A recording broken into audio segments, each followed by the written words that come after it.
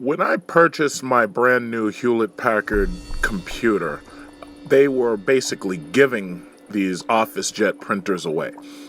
This is the HP 4630, not to be confused with the last review I did of the HP 4632.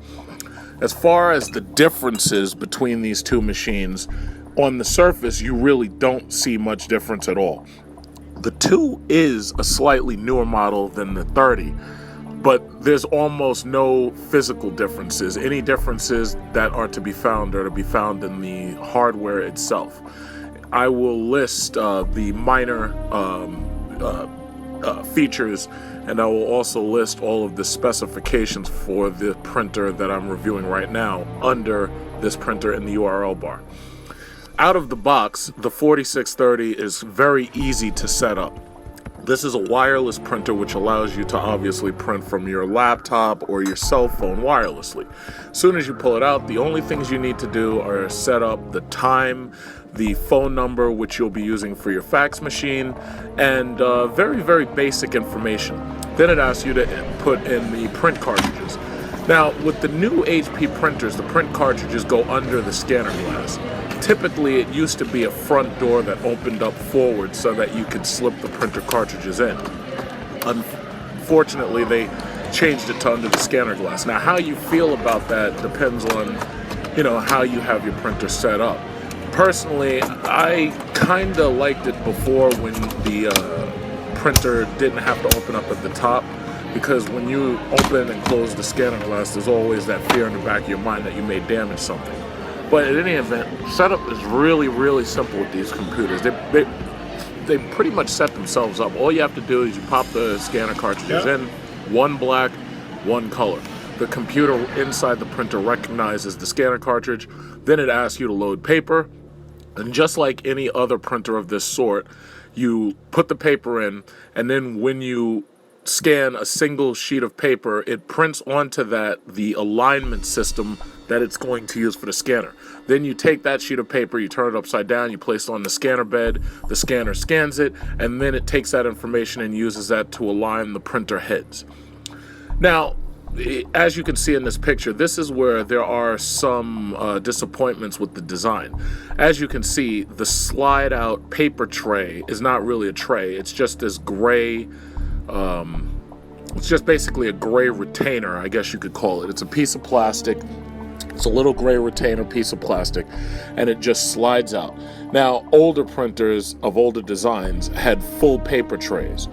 The thing about these little gray slide outs, now I haven't had any problem with either of them breaking, because as you know, I've done 3 of these reviews because I have at least 3 of these printers, but there's actually more reviews I've done. I think I have 5 or 6 of these printers. Some of them are basically for my employees.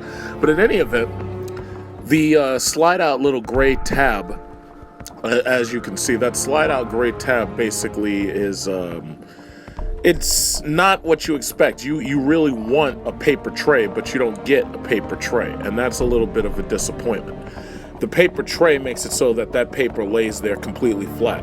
This little gray piece of plastic allows the paper to overlap on the sides and allows it to basically leak over the sides of the actual tab. That can cause bends in your paper if your paper sits there for too long. It can, start to cause creases. Is that a big deal? Is it a deal breaker? Not really. It's just that, for a discerning buyer, you may have expected more, and you're not going to get it. So once the printer finishes scanning the alignment page, setup, as I said, is very, very simple. As soon as the alignment page is put in there, it starts to be scanned. It takes maybe about a minute, probably not much more than that, and then the scanner has aligned itself and it's ready to go. Now, as you can see, this is a Printer-Scanner-Copier-Fax. This technically is a network printer because you can connect it to your wireless system. Once it's connected to your Wi-Fi, you can pretty much print to it from wherever you are. If you're an advanced computer user, you could be in another country and you could print all the way to this printer's IP address. So if you're somewhere else in another country, you could take pictures or photographs of documents, whatever, and you could print it out anywhere in the world. So that's actually a pretty, a good system to have, especially if you back it up with a network access server like the Western Digital MyClouds that I've been reviewing that I purchased. Those MyClouds are your own personal server. Now, when I say personal server, the first thing in your mind is going to be Hillary Clinton. It should be. The thing about it is these personal servers are actually pretty secure. Of course, nothing's secure if you're up against some professional hacker. That's why with this printer, you have the ability to turn the wireless system off or on, as you can see. If you want to turn the wireless completely off, you can connect this printer directly to your cable router. If you're an advanced computer user, you can connect it to directly to your wireless router, and you can have such a secure system that it would be very difficult for somebody to try to print from this thing without your permission. Furthermore, if anybody does print to it without your permission, unless they have access to the inside of your house or the inside of your office, they're not going to be able to retrieve what they printed. So you really don't have much to worry about. Installation is relatively quick, and basically that's it. Hewlett-Packard includes one CD with this printer. The USB firmware that's already on it isn't enough for some computers, so you're definitely going to want to use the CD. Once you put the CD in, the CD pretty much does everything all on its own. It contacts HP by itself, and it starts to send anonymous user data in order for HP to try to improve their overall system. So basically, it just asks you how will you primarily use this printer. Because I'm using this in a business space with 10 or more employees, I just click on one of these two, 9 or fewer. Or if you're using it at home, you can click in a home-based business. It all depends what you want to set up. So I'm using it with 10 or more people who are employees, so I just clicked on that one. So as you can see, everything sets up really easily, no problems. Now is the part where I want to print something. As you can see, this is an image of the Dodge Charger Hellcat, which is the baddest ass car on the road today. Forget Acura, forget Maxima. This right here will eat them all up. This car has 707 horsepower. Now it comes in this case in Stormtrooper white, which looks like something from one of those Star Wars movies. And basically it has a supercharger hooked up to a 6.2 liter Hemi. I wanted to print that picture out, and as you can see, you can click on best quality. If you want to print out draft quality prints, so that let's say you're printing a black and white text document to hand to your teacher or something, like if you're a college student, this is a great printer to have, especially if you have a landline. So basically I let her rip and it starts to print. Now some people have asked me, well, how fast does this thing print? As you can see, I printed a best quality picture. As soon as you see this light come on, it says now printing. If you count the amount of time from this moment on, you will see that it takes for a full page color best quality print. You'll see that it takes a little bit more than 1 minute and 25 seconds. So from the moment which it says now printing, it starts to load the paper and then it starts to print. And if anybody wants to know why I'm being so thorough, it's because a lot of my printer reviews have gotten a lot of views. In fact, a lot of them have gotten over 30,000 views, and I've made a bunch of printer reviews.